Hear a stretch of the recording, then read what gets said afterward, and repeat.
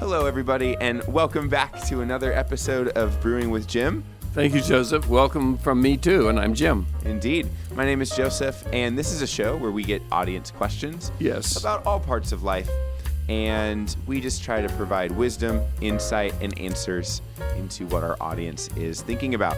And we succeed. Usually. Oh, we usually do. Yeah. I would say we have a pretty good hit rate. We do. This week's question has to do with education.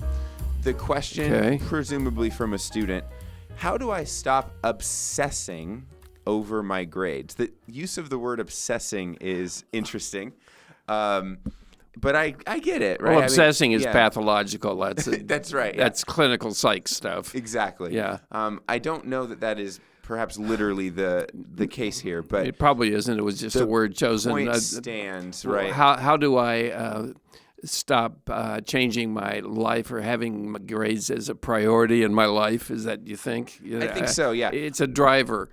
Yeah, it is very easy.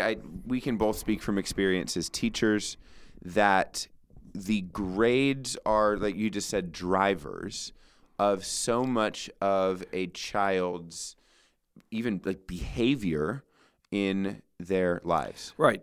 Yeah. Well, that's our fault as a school, as an educational system, and it's in the culture. And the grades are the assessment of how the student is doing, but they're not accurate. It's not truly an indicator of how much is being learned. It's how much can be thrown back to the teacher on some sort of assessment device. Depending on the teacher. Yeah, depending on the assessment device. But all life of a student is grades. And there has to be something that we put on transcripts to send to colleges, for example, here at a secondary school. And we assess that by usually mathematical grades on tests and essays and homework and so forth. You know, a student goes home. It's part of the parents' fault, too. The parents will say, how are you doing in school? Well, I have 3 A's, a B, and a C. That's the answer. It's not what are you learning in school, but how are you doing, and so I'm going to give you a grade answer. Yeah. Grades are important only because they are used by educational ivory towers to determine different things, access into college and so forth. I understand why somebody would be really interested in grades. Absolutely. How many questions are on the quiz? And what is, I got a question this week from a student, is 89.5, is that an A minus, or is that, there is this focus on grades. There really is. They think about it all the time. And even the parents, as I said, you have, the example I used, 3 A's, a B, and a C. You have a C? Oh, well, give me your cell phone. Give me your cell phone until that goes up. What would be the alternative? The alternative would be, I'm learning driven and not grade driven. Right. Every teacher would love to have students who are there because they want to learn. But that's just not the system. I do have students who want to learn, and we call them lean-in students. They lean into the lecture. They lean into the videos. They lean into the exercises. I have asked for a long time that students change their mind about grades and become learning-driven. If you become learning-driven and you do well on your learning, your grades will reflect that for the most part. So I don't know. I have tried for years unsuccessfully to change students' minds from being obsessed with grades, focused on grades, motivated by grades, disappointed by grades, exhilarated by grades, and I have been unsuccessful in changing that to I really want to learn. I give students, you probably do too, we've never talked about this that I remember, but I give students extra information that is not ever going to be on a test. I even tell them, you don't have to know this stuff for the test. This is for your education. Yeah. And if you want it for fun, if you whatever. The example that's in the forefront of my mind today, in 2 classes, I'm going to teach the anatomy and physiology of the ear. And I do that in an ASL language class because it helps people understand how ears don't work sometimes and what a person is going through to better relate and to, I guess, to be churchy, to manifest the love of God to some. Okay. That's awesome. Here we go. Now, I have a handout that I give them that has pictures in color of the ear. I have a model of the ear. I'm going to show a video today so they will see twice what it's going to be. All these opportunities to learn. The handout is like 11 or 12 pages. Yeah. It would be used in a medical school for, do I have to know all of this? No, you don't. But there it is in case something is said today that sparks an interest in you and you would like to know more, you would like to learn. I do that on a regular basis with lots of topics. There are some students who struggle in learning what I teach. And there are a variety of reasons that may happen. Yeah. But there are some who learn really quickly. And I go to those students and I say, you're learning this really quickly. Would you like to go at a faster pace than the class is? I will take you at a faster pace and give you more information. Do you have to know all of this stuff for the final? No, but you will be able to learn more quickly. Better off, yeah. What do you think about grades? I tell the students, it's not my job to grade you, it's my job to evaluate you. Right. And they don't know what that means exactly. Exactly. I put in our grade structure, in my grade structure, a little wiggle room so I can adjust the grade at the end of the semester, and their end of semester grade will be close to the mathematical computation of the points earned, but I can change it. I have every right to change it as I evaluate them. Yeah. Okay, let me hear your side. Grades are a topic that have come up on our show before, and we have talked about it. I remember sharing anecdotes about it from the teacher's perspective, stuff that you've said today, stuff that I have shared. We've talked about how grades are important for kind of the college process, and then that's kind of just derivative of look, no school and no teacher really likes that they have to do grades. I've never met one who does. Specifically the A through F kind of system that we're all used to. There is not an educator I've ever met that's like, that's such a good system. What a great idea. It's a horrible system. It's a horrible system. And every single person in education all universally thinks it's a horrible system. But we are essentially trapped in this system. As you've said, there's a culture. There is some wiggle room in terms of what we do with that and how we frame that as a school culture. Like you said, as parents, we can live in a world not where we abandon the A through F grading system, because we just kind of can't do that structurally. But we could live in a mindset collectively as a school, and again with parents' help, that acknowledges the shortfalls of an A through F system. And I think that we could do a better job of that. Well, we are stuck in this system. There must be a better system somewhere. I don't know what it is. That's a separate. It's another topic. But the students, of course, are going to be obsessed, if you will, with the grade because the parents are. Yes. And the school seems to be, too. Yes. We award people that have a GPA, a grade average, that is higher than a bunch of other people. That's right. And so there comes the food pellet down the chute to reinforce that behavior and that thinking. And then the colleges do the same thing. They do that when they assess applications for admission, and that's the system. Absolutely. So we live in it. That's right. So we live in it. How do I change the student's mind? How do I change their attitude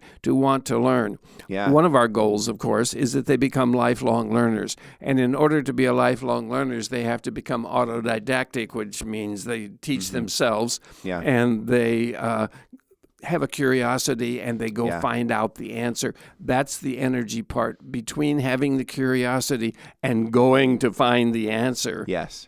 The other day, There was some word, I don't remember what it was, but I have a bunch of paper dictionaries, Webster dictionaries in the classroom. And I often ask, how many of you have a paper dictionary at home? And many do not. I would even say most do not.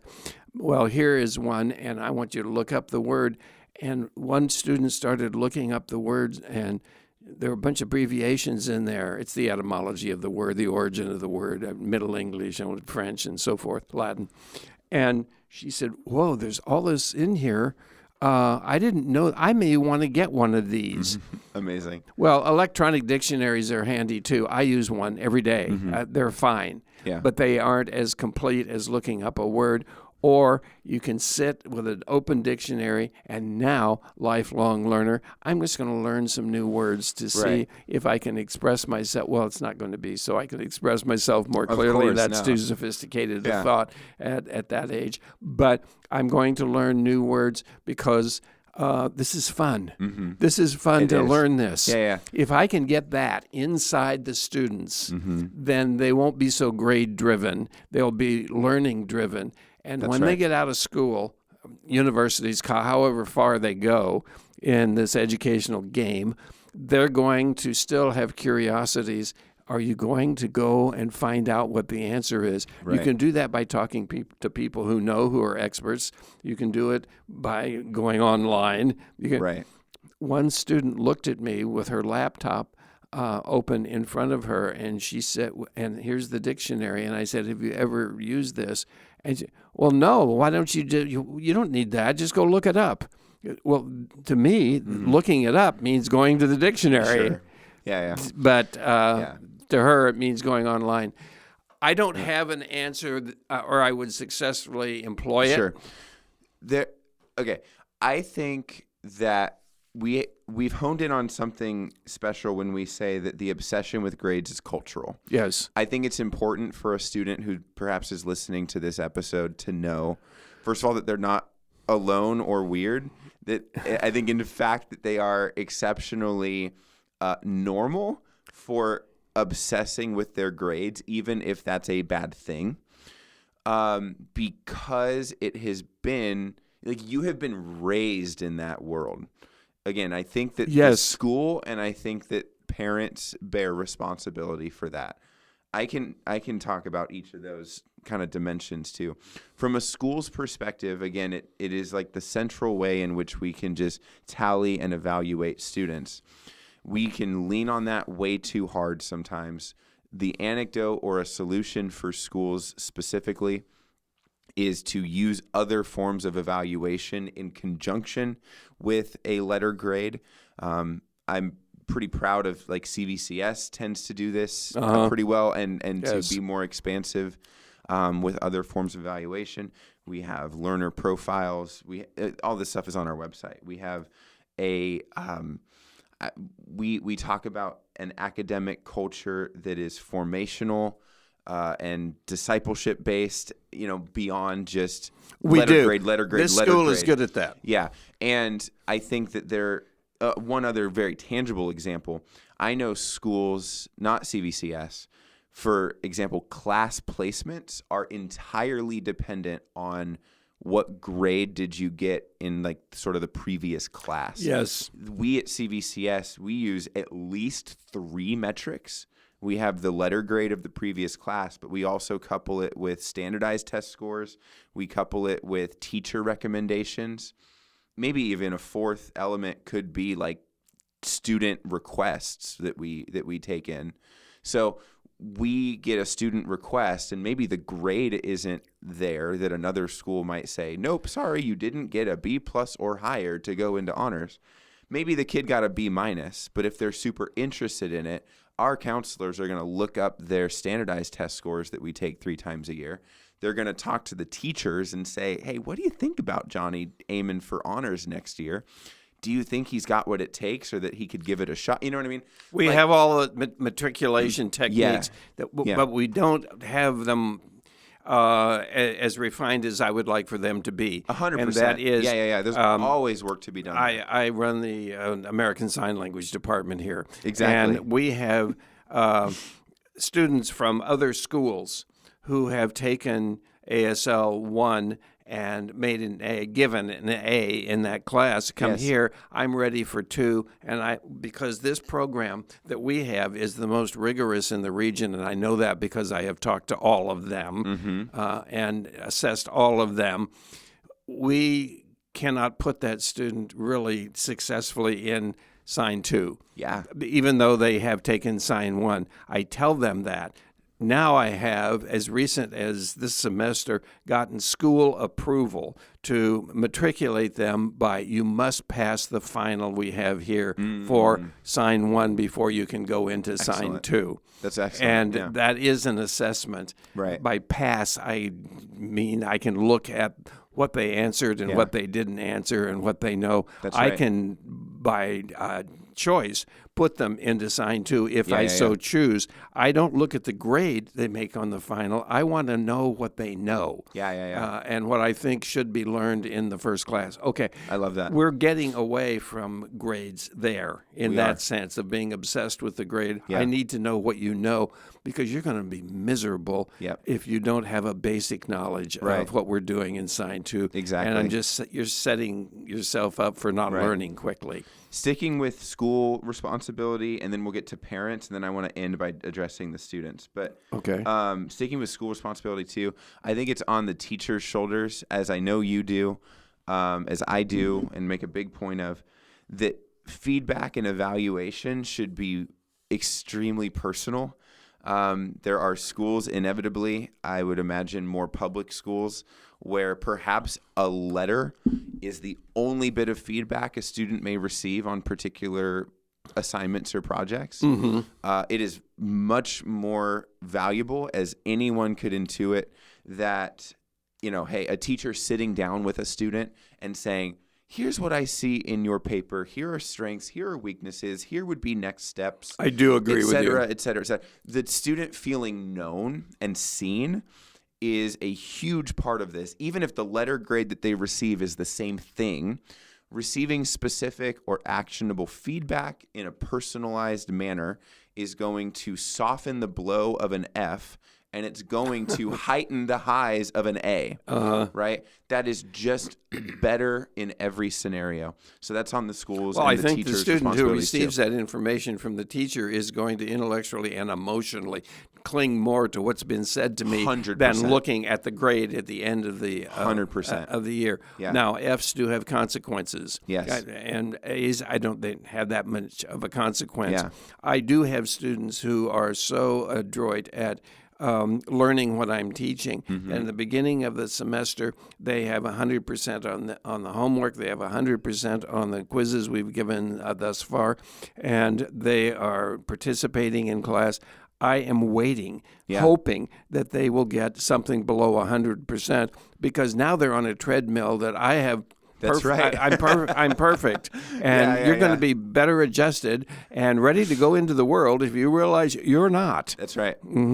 Let me address parents real quick. Okay. Parents listening, parents of students, we have to say, somewhat to blame for this. I think that an obsession of grades, perhaps that the parents sometimes are the biggest influence for that existing. I agree. To word that another way, the parents' reaction to receiving a report card is what will create the kid's reaction to receiving the report card. Right.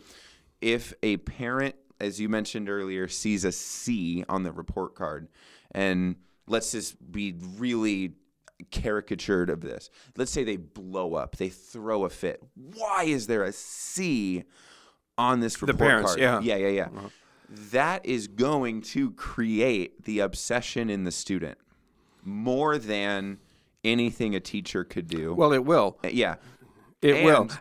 But let me just insert Please. that all our grades now, our grade grid is electronic. We post grades on a computer. That's right. And we have a grade grid, and it's available to be seen by the parents. With all they have to do is hit a button, and they can see the grade at any time they want to. Yeah. They don't have to wait until the end of a quarter. Truly, Okay. if they would do that, they can see, oh, you have a D in this class. What's the reason? And should we talk to the teacher? And please talk to the teacher. Yeah. Talk to me. Yeah. The reason he had a D is because he didn't do this homework assignment. Yeah. Well, that has nothing to do with knowledge. I mean, lack of knowledge of taught material. Right. And he didn't do well on a quiz here. Right. And we don't have that many grades at the beginning of a semester to have them skewed properly. Yeah. So there is that. There's a spectrum to all of this that I'm comfortable and uncomfortable with. Even what you've just shared of the availability of grades to parents at any given moment. Yes. That is truly something that I find myself uncomfortable with really? quite often. I do. When I was Tell me why. When I was a student, let's just say in high school, when I was a student, that technology didn't exist, or at least the school didn't employ it. So the quarterly report cards, or maybe the 8 times a year with progress reports, were the only snapshots my parents ever saw of my grades. All right. And it was sent home. I never waltzed home and said, "Guess what, Mom? I have a C, whatever." So those 8 moments a year are from the school, what my parents would see. And we'd have conversations, sometimes hard conversations off of those things. What parents today have access to is immediate, wide-ranging information at an instant, at any time. This actually, in my experience, actually puts more stress on the students. Here's why. My childhood, all right, my parents don't have to see this for a couple months. And when they do see it, it'll be the aggregation of weeks of work, probably multiple tests in each class, tons of different homework assignments, yada, yada, yada. Today, if a teacher has the Canvas app on their phone and they're signed in, and Canvas app, they can have Canvas on their phone. Well, I was hoping that may need to be explained. I'm so sorry. I'm assuming that our listeners are familiar with CVCS, but that may not be true. Canvas is a learning management system. It's where our classes live. Teachers post assignments. It's a program we post the grades on. Yeah, we post the grades on it. Okay. Every single day, a teacher posts anything. It could be a 5-point daily bell ringer intro question to the class, and a teacher just zips through 5 out of 5, 5 out of 5, 5 out of 5, 3 out of 5. This kid didn't really answer the question. All of those parents' phones are buzzing in their pockets the moment the teacher presses enter, which means they could be at home, they could be at work. The parent, they check their phone. Does that happen? Yes. I didn't know that. Yes. And suddenly, Johnny got a 3 out of 5 on today's bell ringer. Well, as soon as he gets home today, I'm addressing this with him. And parents are doing that every day. Every day. I didn't even know that was a part of our system. Every day of the school year. Okay. That is a recipe for grade obsession on the part of the kids. That, to me, is what I am uncomfortable with, and where I'm trying to address in addressing schools and teachers that bear a ton of responsibility for this. My personal opinion is that parents also bear a lot of responsibility for this. And my challenge to parents is to say, we should keep tabs on your kids' grades. You should be aware of how they're doing. Absolutely. And it is your right. But how you handle that and how you address that with I see. kids That's the distinction. Is what creates or dispels an obsession with grades. And to be clear, we could go too far in the other direction, and parents could care too little about grades. Then you're saying that parents need to soften their approach and say, what caused this, or what happened that this would happen. Right. You see, that takes the it's not the even, ominous outside of the student. He doesn't have to defend himself. What caused that was that I wasn't aware the test was going to be that day, and that's my fault because I. But even I didn't look. I would just say to parents quite literally, you should not pick up your kid from school every single day of the school year with perhaps even a knowledge of what grades they received that day. I see. They should not be hit when they enter your vehicle or when they get home. Well, that would take the focus off the grades for the students. Yeah. And I would say give them some breathing space. You know, every kid gets good grades and bad grades. Who wants to live under that guillotine? Who wants to live under that? Yes. Right. Let days go by. Let maybe a week or two go by before you check in. And, just group the conversations over time. I don't know. But, I literally know kids that say every single day I get home, my dad sits down with me and says, here's the grades that you got today. Oh, my God. I didn't even know that existed. Please do not do that. If you're listening and you're a parent, please don't do that. Give your kid room to breathe. Would it be possible for our school here to turn that feature off? It is. No, it's that we could do that by abandoning Canvas, but that's too well integrated into program. The system. Yeah. But no, that's oh a my user. Goodness. Yeah. What we've done is just trying to train parents in that, and mentioning that, in parent info nights and stuff like that. If I have a student who is ill and has an excused absence on the day that I'm giving a quiz, I will grade all the quizzes and put all the grades on the grade grid, post it, and when it comes to that student, that cell where that grade is supposed to be, I will put a 0 in there and mark it with a color that means it was missed. Yes. Now, I have talked to other teachers who won't do that. They're going to freak out. I want them to freak out. No, I absolutely. want them to see this and come to me, and when can I make up this quiz? Yeah. And then I put in the grade they make on the quiz. But you see, if that goes home as a 0, and it does, apparently, that goes home as a 0, that's going to trigger whatever reaction the parents have for that. But then it can just be explained. Well, that's what Brewington does with this grade. Yeah. Perhaps a better question, and then we have to wrap this up. We're going to skip a second segment today. Perhaps a better question to receive from our audience would have been, how do I stop obsessing over my kids' grades? That's outstanding. Yes, it's a great question. I vote for that. Yeah. Maybe we'll do that sometime just for fun. Okay. Let me conclude, and you can have a final word as well, but just addressing back to the students as our audience. Go. Students, if you're obsessing over grades, it comes from forces outside of yourself. Don't think that you're weird. You're not alone at all.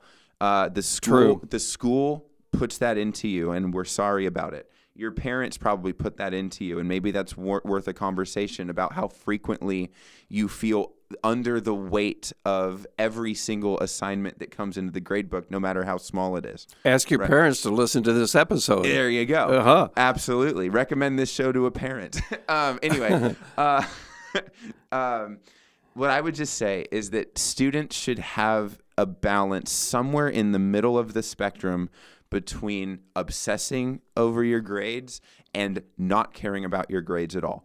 Both of the polar opposites are both bad. The extremes are right? bad, yeah. You need to live in the ebb and flow of realizing that certainly grades are important. They do make a difference in your life, especially the younger that you are and as you're in school. However, they do not have a grip on every part of your being. They do not reflect your learning and they perfectly. Yeah, perfectly. And they don't ascribe value or take away value to you. They don't change if you are cared for, yada, yada, yada. You have to learn to roll with the punches. And like people will say about finances in life, that money comes and goes. You go through life and there's just ups and downs in all facets of life, but finance is a way that's been talked about, whatever. I think good grades come and go. That you are going to get good grades, you're going to get bad grades. And to learn to roll with that balance and that good and bad, up and down, ebb and flow, just live, baby. That's just life. Well, my only wrap up for all this would be, Why are you here at school? And I want the Sunday school answer on this one. I'm here to learn. Many people are here because they're forced to be here. The law requires them to be here. Parents require them to be here. And I have to take this class to check this off so I can get a piece of paper and get out of this place. Well, if that can get, all that's true. But if you can learn to enjoy acquiring new information and thinking about it, critical thinking is the big part of what we do here. Absolutely. And so is learning. I don't know, students, how to tell you other than give it a shot. Yeah. Be interested in learning. Try to learn. And when that trigger goes off, when I don't like that word, when you learn that, when that gets inside you and begins to drive you, the grades are a byproduct. They're going to be okay. And I can't fix your parents, but have them listen to this. Exactly. Maybe they'll have some new thoughts. Yeah, absolutely. Okay. Thank you all very much for listening. We got to wrap this up.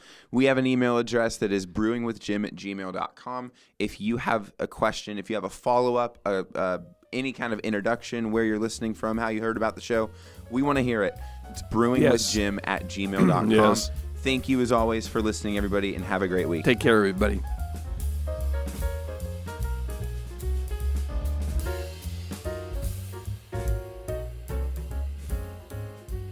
This episode has been a production of the Capistrano Valley Christian Schools Podcast Network. CVCS is a Christian TK through 12 school in San Juan Capistrano, California. Please visit cvcs.org/podcasts to listen to the variety of shows our students produce on our campus. You can also find all of our shows on Apple Podcasts, Spotify, YouTube, and others. We would also appreciate you subscribing to and leaving a review of this show and the other shows on our network in your podcast player of choice. If you have any questions or would like to reach out to us, please email podcasts@cvcs.org. On behalf of the school, this is Mr. Jasper, the executive producer of the podcast network. Thank you for listening, and stay tuned for more.